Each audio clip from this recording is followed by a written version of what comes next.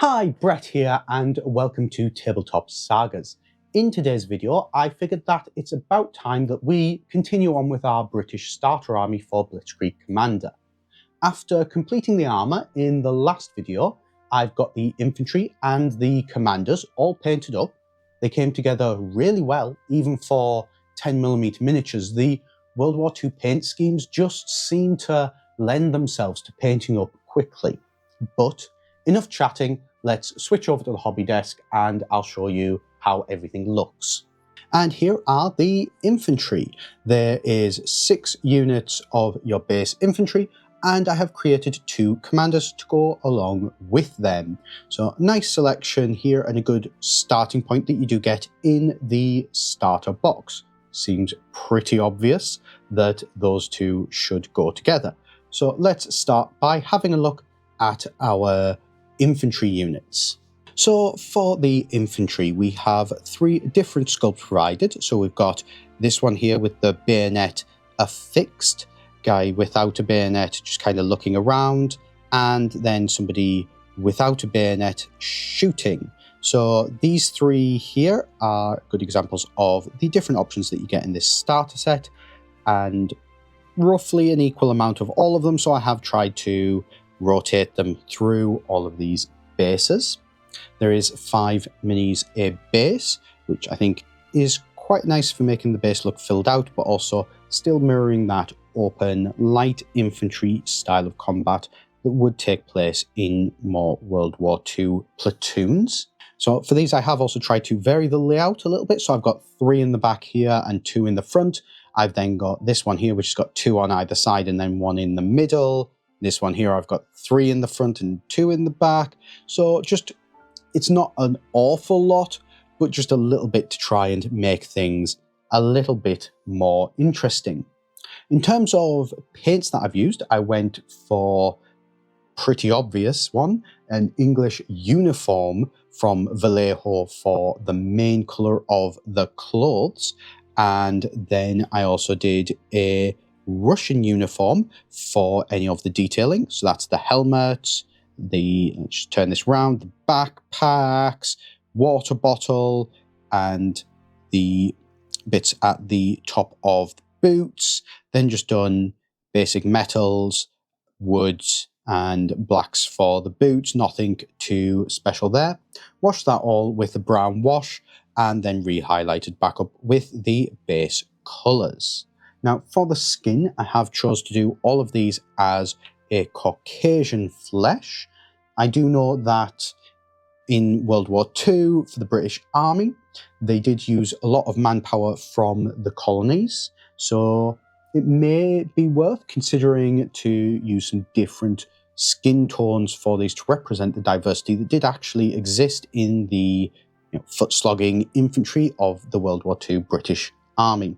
These, however, I think, tried to come up with a little bit of a plan for these, and I'm going to be using these to represent the 50th Northumbrian Infantry Division. That is one which is the local one for where I grew up when I was a kid, and there is a certain affinity to it, so that's why I decided to go with it. And I've decided to represent them as British islands, England, Scotland, Wales, Northern Ireland, native British born, so that's why I've gone with all Caucasian. However, it is worth considering that diversity and expanding that further out when I do get to more infantry units.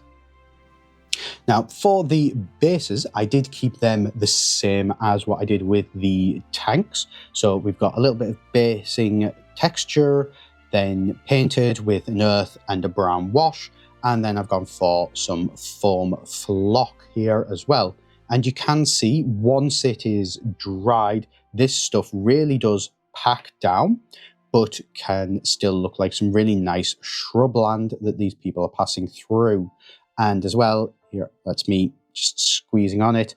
It is honestly hard as anything.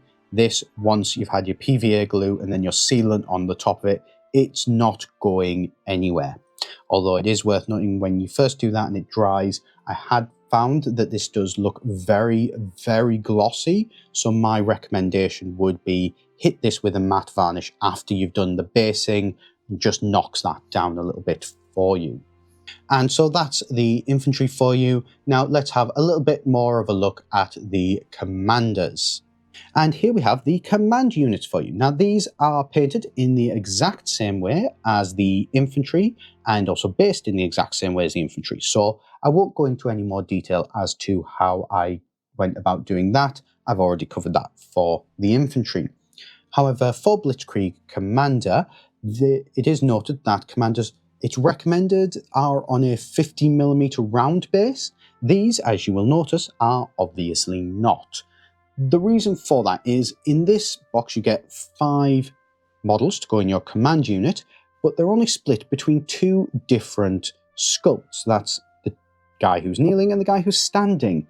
And honestly, when I put these on a 50mm round base, which is effectively 4 times, well, double the size of both of these bases put together, the base looks absolutely empty. I didn't really think it was very good. So what I decided to do instead, with the plan of I am going to be expanding this army, is to put these onto 25mm round bases instead. The idea there is that these can be used to represent lower level commanders, or possibly as well recce units or forward observers instead, and that way I can build out some nicer, more almost diorama bases for my actual commanders when I do expand this army. Something you will also notice is that the bases are painted a little bit differently, the base rims. So this one is blue and this one is red. These are entirely for simplifying game purposes. Now, I have started to do some small scale large battles with some friends to test out how some of my projects have been going. And one of the things that we've found is that when you've got a lot of units and commanders on the table, it can get a little bit confusing as to who is doing what. So my hope here is that it'll be a little bit clearer, as you can sort of say, red commander is going to be ordering the infantry to advance, and then blue commander is going to be ordering the tanks to fire on the enemy. Hopefully it's just a little bit of a shorthand to help speed up gameplay and make things a little bit easier. So something I'm sure that you probably have noticed is that this is a little bit of a different format than videos that I would normally do. Normally for something like this, I would actually put together a painting video where I show off exactly how it is that I painted these step by step.